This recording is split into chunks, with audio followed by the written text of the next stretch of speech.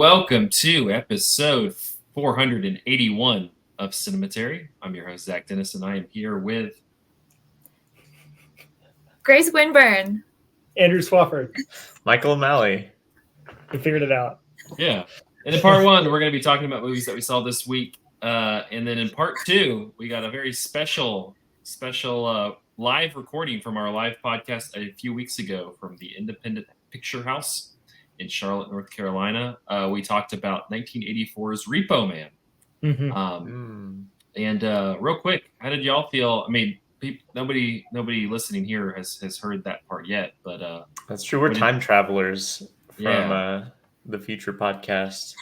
How did you? I mean, we had a pretty good crowd, like 60, 70 people. A lot of them stayed for the discussion afterwards too. A lot of them stayed for the podcast. And made great comments. I hope that you can hear them in the audio recording that we have for you. But yeah, Grace was like hustling across the theater, like trying to catch people with the mic before they started talking. Yeah, I had my running boots on. I sure did. My running boots were on. In retrospect, we probably should have thought a little bit more about how to get, because people. They just started talking, and Grace is like microphone. But real quickly, how did everybody feel about the live podcast? Grace? I felt fantastic. That was a blast. That was really thrilling for me. I know that you guys in the past might have experienced something similar, but that was a big first for me. So just 10s across the board. It was fantastic. Would do again. Our audience really made the movie for me and unlocked a better understanding and a deeper connection to this film. So I, like them, have these wonderful personal stories and relationships to this movie that I had never heard of prior to this. So I am so grateful for this. Yeah, I was surprised to hear how many audience members caught it when it was originally new, because it's a movie that didn't get a particularly wide release when it first came out, and has sort of been rediscovered on the home video market. So cool to see people coming out for nostalgic purposes. But also, I want to say that I was really grateful to our guest, Sam Shapiro, who's a film professor out in Charlotte. And just had so many great things to say about Repo Man, a lot of enthusiasm for the film. He also went out with us for a drink afterwards. We got to talk about a lot more movie things. And that was a great time. We should record something like that for the Patreon next time, and subscribe, like, follow, donate, and then you can hear further insightful conversations. Having beers with Cinematary. We could sell that. Come hang out with us in person. Yeah. I think Grace is trying to re-inhabit her persona over the weekend, in which she was constantly repping our podcast, probably more than anyone on this show has ever done. In fact, the doorman at one of the venues that we went to the night before ended up coming to the or not the podcast, but the movie. He ended up coming to the movie and the podcast. Yeah, I just want to say for those not in Charlotte who weren't in Plaza Midwood on that Friday night, Grace, we went to a couple venues that night and we went to one and listened to some music, and then we went to another venue and hung out for a little while. Grace was going up to people and hyping this podcast. We gained 15 new Instagram followers. We had all these people talk, she was talking to stuff. The music venue we were at was a buzz about Cinematary, because Grace was talking to everybody in there. So if next time we have a live podcast, or in Toronto in a couple weeks, it's the talk of TIFF is going to be Cinematary. I'll just say That's right. Absolutely. Yeah. Grace is also running the Instagram now, so we actually have a working Instagram if you don't already follow us there. It helps to have someone who knows and cares about social media presence to run it. And that I do. Thank you. Yeah, I know and don't care. So that's the bad combination.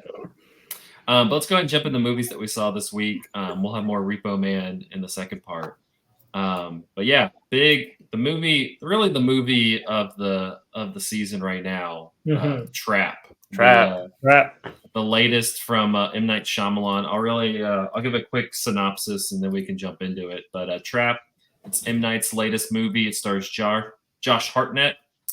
And it's about, he plays a father. He's taking his teen daughter to a concert, kind of like a the Eras Tour. It's like a Taylor Swift Eras Tour. The Eras Tour starring M. Night Shyamalan's daughter. Yes. Yes. And so they get there. She's all excited for this concert. She's been waiting. You know, she loves this artist, and slowly he realizes that this actually is a concert Trap. that is set up as a trap for a notorious serial killer who is also Josh Hartnett, same person, and they're trying to trap him in this concert, and so pulling every adult man out of the crowd. Literally, like their suspicious description is that like you're here at the Eras Tour. Slightly above height, white man, like average height white man. Yeah. But yeah, so I think we, here at Cinematary, we've been fans of M. Night's recent run with Old and Knock at the Cabin. But yeah, what did y'all think, Michael? I thought it was really fun. It's not, it's not going to pass the CinemaSins smell test. Probably, it's a kind of preposterous movie, but I love that about it. And also, I was, I like The Sixth Sense and Signs and all that, like back when they, first were coming out. But I would have never considered myself a big M. Night Shyamalan like apologist. But like one of the things that I've come to appreciate about his like post director jail output, like I don't know, whatever we want to call like The Visit onward, like Split, all that, is that I've come to realize that the way he writes characters, like no one else writes characters like that, and that's like just really interesting. Like these characters open their mouths and say things that, that I don't think anyone else would have thought for them to say. And I don't know. I just really like it. It's kind of like an auteurist thing in a little bit. Like it's fun that he just has his own personal stamp, but also it creates this weird texture to his movies where everything's just like slightly off kilter. Mm-hmm. And I'm not even sure if this is always an intentional effect, but I've come to really like find it charming in his movies, and this movie is like full of it. Like, I think it is intentional with Josh Hartnett's character, who is like literally living this bifurcated life where he has to constantly be switching between serial killer mode and adorable dad mode. But like, I don't know, there's other parts too. Like there's this guy who's running the merch booth. Where he's like an employee in the merch booth, and he's like amazing, but he's so like he's odd. Like there's just something like it's just like just a few clicks off of how like I think most movies would have like engaged with that character and how that character would have like spoken. And I don't know, such enthusiasm, and like it's just pure like unabashedly hokey. Like, I'm not supposed to tell you this, but this concert's really a trap. Like, I don't know. Anyway, the whole movie's kind of like that, and the movie just keeps going, and more preposterous things happen, and I had a really good time. It's a lot of fun. Knock at the Cabin was my #1 movie of the year last year, and it's not good like that. It's not even good like Old, which was Cinematary's #1 movie whenever that happened. But I think that this is just a good time. And it is a good time while also being like distinctively like a Shyamalan movie, mostly for good, I would say. Yeah, it's like a high concept B movie premise executed very well, I would say. And like, I love the premise. The premise is amazing. Whatsoever. Serial killer trying to escape the Eras Tour, amazing. I am already on board. I was walking into this expecting it to be like my favorite of the new Shyamalan movies. It isn't quite that. I still think that Knock at the Cabin is the best thing he's done since getting out of director jail, like you, Michael. But I had a lot of fun at this. It's kind of a blast. And I think that you really can't overstate the skill, the acting skill on display here from Josh Hartnett. Like the movie would not work without him. He just has such range, and like range that is expressed in these very minute ways. Like so much of his acting is acting with his face. Like he's kind of opening his eyes a little bit too wide at times and smiling a little too forcefully. But he has to like constantly, like you said, code switch between like I'm a serial killer now to I am talking to like the mom of one of my daughter's friends at a pop concert while they're having like friend drama, and the mom must like litigate the friend drama at the concert. It's amazing. And like so Another many great of these Shyamalan interactions touch.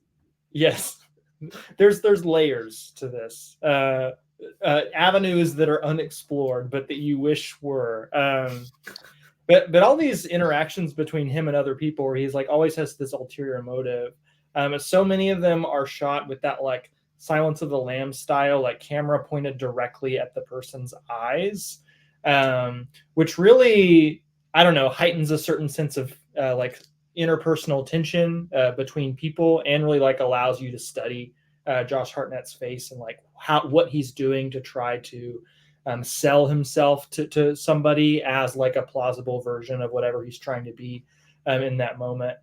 And so I just enjoy watching him and like get kind of a thrill out of wondering how he's gonna get out of whatever new trap he finds himself in. There are some amazing sorry, Andrew. No, you go ahead. I was gonna say there are some amazing red herrings like along the way, like about like is he gonna do this? Like at one point, it turns out that he and his daughter are sitting next to the trap door that like guest singer comes out of, right? And he's like, "You really want to go down there? Wouldn't it be fun if we just jumped down there?" Oh my gosh! His daughter's like, "No, Dad." Speaking of like just the preposterousness of everything here, like the amount of times he leaves his daughter like in rapid succession in the front of this concert and just like effortlessly gets back to her is just ridiculous to me. Yeah, it's funny that like you mentioned at the top that like they're interviewing and pulling out like every like 6'3" white guy to like interview, and they never get to him. No. Well, there's this amazing line like later in the movie where like one of the like agents who's searching is like, there are 23,000 people at this concert and 20,000 of them are women. And the whole like floor, the trapdoors scene also, like you mentioned Josh Hartnett.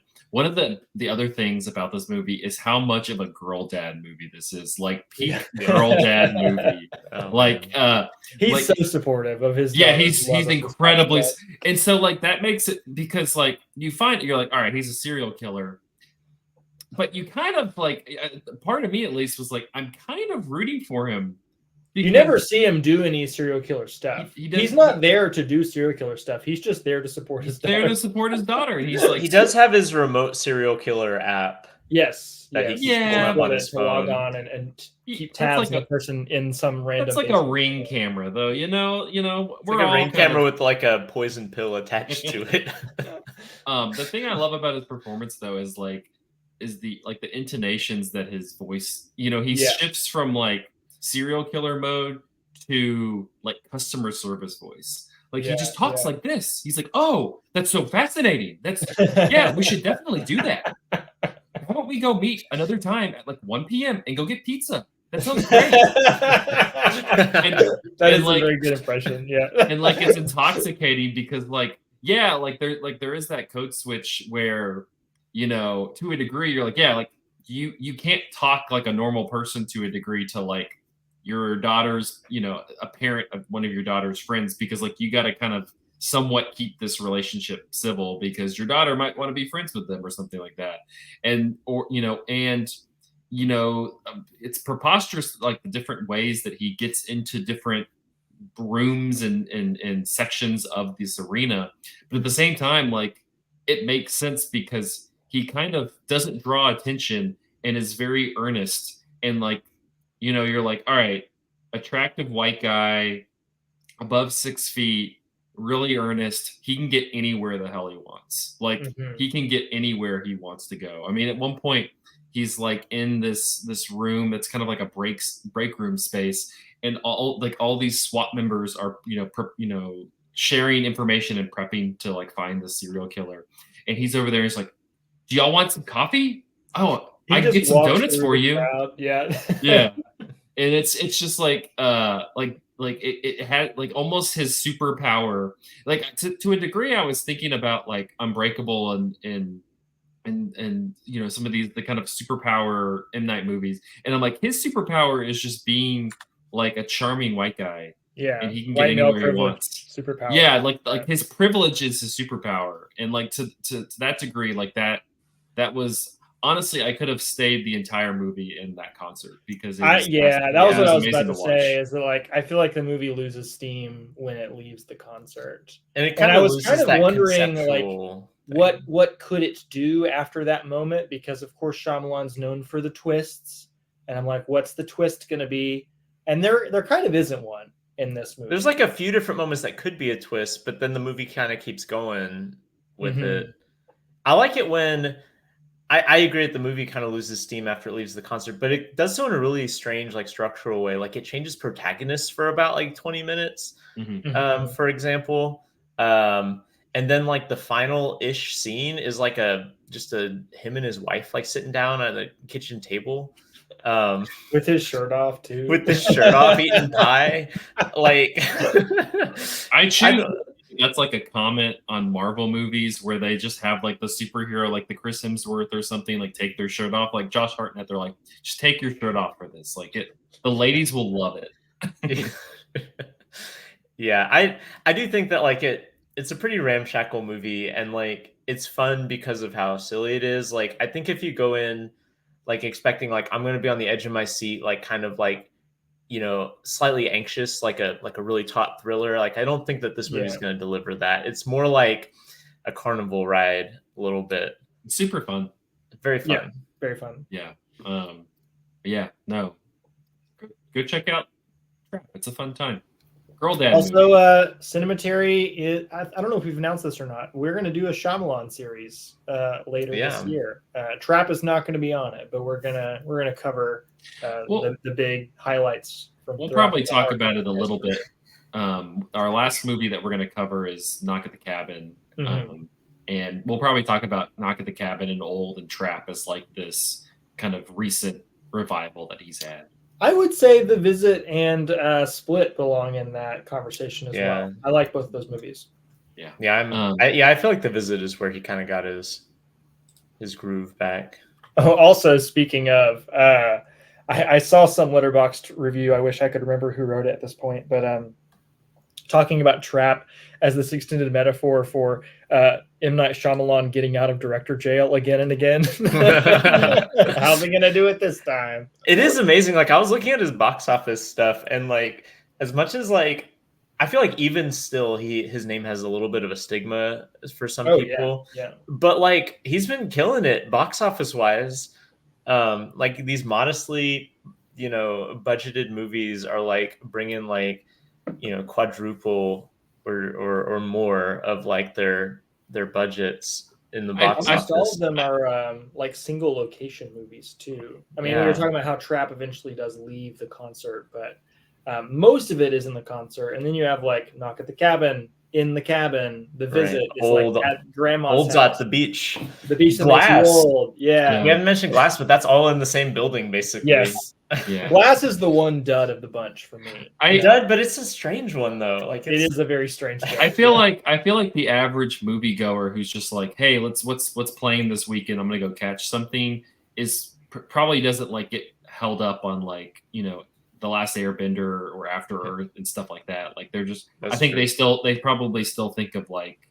The Village and Signs and Six. Well, if you look on the advertising, it's interesting because some of them are starting to be advertised as like from the director of Split or from the director of The Visit or something like that, which is I think good for him that he's got later career movies than just like his early hits that can advertise for him.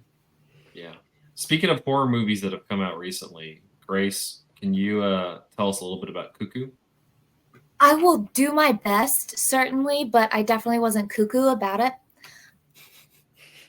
Let that land. Very nice, very nice. I was very excited to see this. I thought I would catch it on a whim. I have expressed in the past that I am such a wimp when it comes to horror movies, and that's what I was expecting this to be. So I was a little nervous to see it by myself, but I felt very brave that night. And lo and behold, I really wasn't that scared because it turned out to be less of a horror movie and more of a conspiracy thriller, and one that I feel a little unsatisfied with. For me, my understanding is that we enter into this idyllic hamlet. Something is amiss in paradise. What is happening beneath the surface of this beautiful pastoral refuge? And we enter the story with Gretchen, played by Hunter Schafer, who is phenomenal. I was not familiar with any of her skills. I'm not someone that's watched Euphoria. So to see her as this fully actualized, fully realized, awkward but ambitious and rebellious and petulant teenage girl, suffering tremendous loss, dealing with grief and feelings of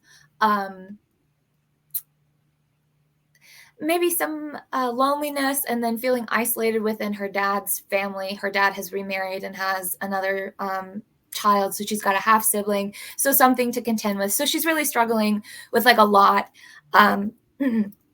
and she stumbles into this larger conspiracy that I don't feel like we really have any background for. Nothing's really explained to us. Something's going on, we stumble into it, and then it's so much bigger than us, but it has a beginning, middle, and end for Gretchen, but not for us as the audience. She has a beginning before this. She stumbles into this. She tries to get herself out of it. She separates from it. So she has a complete, 3-act experience in this resort, but I don't think we do. And I think that there's a much bigger conspiracy that, I wonder if they'll do anything else with. But overall, it just felt a little incomplete for me. And I felt like I just kind of rushed through it. There's some really interesting style choices, some really interesting editing. There's this looping effect that gives a psychedelic feel to it, something very trippy and disorienting. But I wasn't blown away. I was wondering about the vibes of the movie because I saw Tillman Singer, this director's first movie, Lose, at Knox Horror Fest several years ago, and I really did not care for that movie narratively, but the vibes were great. The vibes were certainly great for this as well. I will 100% say that. There's a bit of a romance. Love to see it. It's a little funny, but some things are just kind of left up in the air, as like we don't know what happens and we don't need to know what happens. But it does a really good job connecting these two siblings looking for a family. So there's a lot there, but it felt like it fell short in a couple aspects, and I felt a little hollow afterwards. And I had a weird theater experience. Somebody was yelling during it, so that took me out of it. But beyond that, I think it's worth it for like a quick, let's go catch a movie. Let's be distracted for a little bit. Hey, what more can you ask for? No, did I freeze? A little bit. You are frozen. Andrew, tell us a little bit about Janet Planet. Janet Planet, man, what a movie! What a picture! This is definitely like in the running for my favorite film of the year. It's either this or I Saw the TV Glow, and it's very, very difficult to choose. But I Saw the TV Glow coming to Max in a couple weeks, so if you missed it, cool. Yeah, go check that out. Anyway, Janet Planet, unfortunately, more difficult to see at the moment. I had to. Oh wait, no, it's rentable now. I had to just this weekend, I believe it's rentable. Dang it! Just a couple of days before that, I paid $20 to buy it on Apple TV. Damn. But anyways, Janet Planet is the debut feature of director Annie Baker, and it is about a mother-daughter relationship. Lacey is the daughter character, and her mother is Janet. She has like a acupuncture service or something that is called the Janet Planet, which is where the title comes from. But it's also kind of about the daughter's extreme attachment to her mother and her inability to kind of connect with other people outside of her mother. It's set over the summer. The movie starts at a summer vacation or like a summer camp that Lacey is at, that she calls her mom and like asks her to come get her from. And it's this very slow, funny opening sequence where we're watching her like walk through the dark through like, you know, the cabins of this camp in like this one really long protracted dark shot. And then she picks up a phone and says like, I'm going to kill myself if you don't come get me. And it's like such a dark moment, but very, very funny in a way that like only this movie is funny. It has so much very understated, quiet humor to it that is often like you just being presented something with basically no context, but you figuring it out. Like there's a scene where Lacey is at a piano lesson, and you just see her clapping and saying Mississippi hot dog, Mississippi hot dog over and over and over. And like the movie is just funny in that exact way. It's very mundane. It's often the humor is kind of punctuated through editing. And that editing is also kind of presenting the lives of these characters in this fragmented mosaic. There's not necessarily a clear like narrative through line through the movie, though there is kind of like a structural one. The movie is structured in these 3 chapters that are all characterized by the men that the mom is seeing. Or I guess 2 of the chapters are men that the mom is seeing. And the second one is like a friend of hers who comes to stay with them for a little while. And it's kind of about how the ways in which these characters' lives are just shaped so strongly by like another presence being in the home. Because otherwise it's just Lacey and Janet. And all 3 of those chapters have very different tones to them because of the different energies that these people bring into their lives. But one thing that kind of like carries you throughout the entire movie is the cinematography, which is just incredible. I would call this a slow cinema movie. It is. There it is. I was wondering your take on this. I would consider Janet Planet to be slow cinema. You know, very patient, long takes, usually static camera, and the framing is always very thoughtful and intentional. Lacey is often placed at like the edge of a frame as opposed to the center because she's always kind of trying to not be the center of attention. She's just kind of like an outsider to the rest of the world, observing everything else. One moment that stuck out to me was there's a moment where she just like goes and lays down on the ground by the road outside of her mom's house, and like she is like exactly at the bottom of the frame, like the frame is cutting off the bottom half of her body.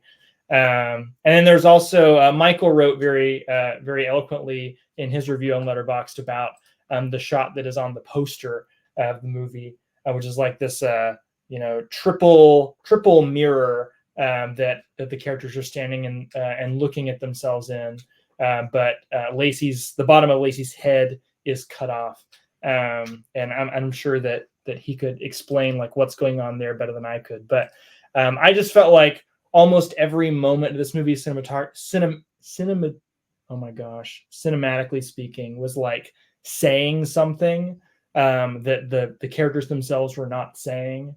Another moment that stands out to me is the only moment in the movie where Lacey makes a friend, which is like the daughter of her mom's boyfriend at the time.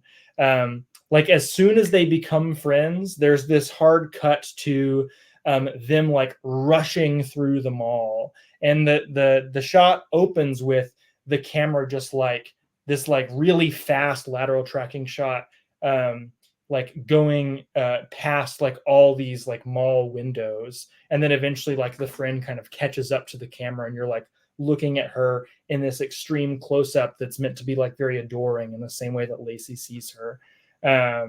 and it's just, you know, so like well observed, so like emotionally rich. I do think it's kind of a difficult pitch. Like, I feel like I'm not doing a good enough job selling this movie, but it really is like one of the best cinematic experiences I've had this year. I hope people go seek it out if they missed it in the theaters like I did. Also, side note, there's some great needle drops in this movie. Two that stand out to me being a song by Beverly Glenn Copeland and a song by Laurie Anderson, both of which are kind of reflective of the music taste of the friend who comes to stay with them in the middle section of the movie. But yeah, fantastic movie. Michael, what did I miss about it? What else should we say? I mean, I love what you had to say. I might have talked about this on the podcast before. I can't remember, but I also thought it was great.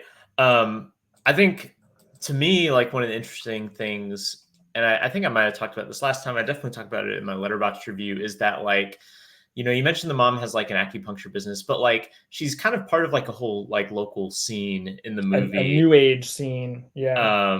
Yeah, like this kind of like early to mid 90s like new age scene. And so like a lot of the people that you encounter and a lot of the social interactions are kind of filtered through this. And so there's like a kind of extended sequence where you watch like a theater troupe, and then you find out it may be a cult. And then like the cult guy becomes one of the characters that is important later in the film. And like, it's just like really interesting, the movie's perspective on that, you know, which in a lot of ways is just like, I don't know. I guess I feel like New Age is either something that like is like rapturously embraced or like a kind of like a caricatured like laughing stock, right? And this movie has like a kind of weird, like almost documentary approach to this environment that I thought was really interesting. And it's also a period piece because it's in like the early 90s. And I think the period detail is really immaculate, especially when it intersects this, the kind of like, you know, niche subculture that it's engaging with. And like, one last thing I'll say is that I love that the girl, she has like this little like playhouse or cabinet or something where she keeps all these trinkets, and like creature, like little doll things that she's made, and things that she's made into dolls that were not originally intended to be dolls. Right. One of them is just a little Buddha statue. Yeah. And it's like a recurring thing in the movie where she'll like go play with it or she'll add something to it. And I think that like, as someone who is a father of children who are not quite as old as this person, but has definitely seen this sort of behavior in children where they like have these like little almost like diorama setups that they're like repurposing things. And it's like, oh yeah, this pencil is a rocket ship, and you know, whatever. Like, I don't know, that's like a really like well observed like aspect of like child psychology that like I don't see in movies. Like a lot of times movies, like when they try to make quirky kids, will make them like precocious and kind of like, you know, adult like. And a lot of times kids are just odd. And I think this movie does a really good job of like capturing like just like an oddball kid, who is like also like, you know, obviously not just the POV character, but like the kind of emotional, you know, one of the emotional pulls of the movie, while also not really sanding down the fact that like, you know, this is like a kind of an odd kid, and it in a certain way it makes sense why she wouldn't want to stay at a summer camp, because probably the other kids didn't know what to do with her and like things like that. Anyway, good movie. Also, like as a period piece, really captures kind of the mundanity of kids growing up in like a pretty low tech age. Yeah, you know, she has a little dollhouse full of figurines she plays with because she doesn't have all that much else to do. You also see long sequences of her practicing playing piano on this little Casio keyboard. I really enjoy. I love the keyboard. Well. She goes to the piano teacher's house and it's a real piano. Yes. Also, you talking about like the new agey stuff reminded me that another one of the very like slow, patient, but hilarious parts of the movie is like when that guy comes over to their house for dinner and just like it gives this very long explanation of like the creation of the universe. Oh my gosh, yeah, I forgot about that. Yeah, this guy is like in the beginning in evangelist mode, right? The whole time. Right? Yeah. I love how the movie ends up dealing with him too. It's not really a spoiler move, like a movie that you spoil, but the one thing that ends up happening with him, I think, should not be spoiled. And it's kind of a slow cinema thing in that it's kind of a reality breaking moment. Yeah. When that character is eventually kind of like reaches their conclusion. But yeah, Janet Planet, people should go watch it. Amazing movie. Well, the Janet Planet was distributed by A24, so I would think it's probably it probably should like pop up on streaming because A24 has been pretty active. So, but yeah, we got a few minutes left. Grace, do you want to talk about a movie that we were supposed to talk about a few weeks back, but you went on a long journey to find it and got to watch The Nightingale's Prayer finally? I did. I will do my best to be as succinct as possible. But this is from 1959. This is a meandering romantic melodrama that follows young girl Amna, who vows revenge against the man who seduced and ruined her older sister Hanadi, ultimately leading to her untimely death. It is wonderful. It is so poetic in its dialogue. And I think that is a good indicator that it is a good adaptation. This is also an adaptation by this very famous and prominent Egyptian novel, Teha Hussein. Apparently, this novel was like the first to utilize, or an Arabic language novel to utilize flashback as a plot device in the novel, and that is a prominent device within the film itself. A lot of it relies heavily on flashback. So again, I think it's a very good adaptation in its poetic language and its use of flashback as a technique. It's really held up by the acting of the main character, Amna, played by Fatin Hameme. She's apparently, I did a lot of research on this to like put this together because I really wanted to look at this as holistically as I could. I wanted to see every part of it to really understand this. That was a nice little side note, but Fatin Hameme, who is the lead of this, she was like the queen of Egyptian cinema. One point in time, she was married to Omar Sharif, so there's a nice little tie to Lawrence of Arabia there. But she is the powerhouse in this film. She delivers so many different layered and nuanced performances as a young and innocent but headstrong girl who is influenced by modernity and city living, sort of against her will, but she adapts to it and takes to it very well. She learns how to read, she learns how to write. Then, she's this mature, well-rounded city woman. Then she's this traumatized woman who has experienced true loss and is looking for answers and is looking for justice in an unjust world when that is what her entire life has been. She looks for love. She realizes that the truest love was the love between her and her sister, and she'll never have that again. It is so compelling. It is so beautiful. It is so on par with any romantic period drama. It actually blows them out of the water. It is beautiful.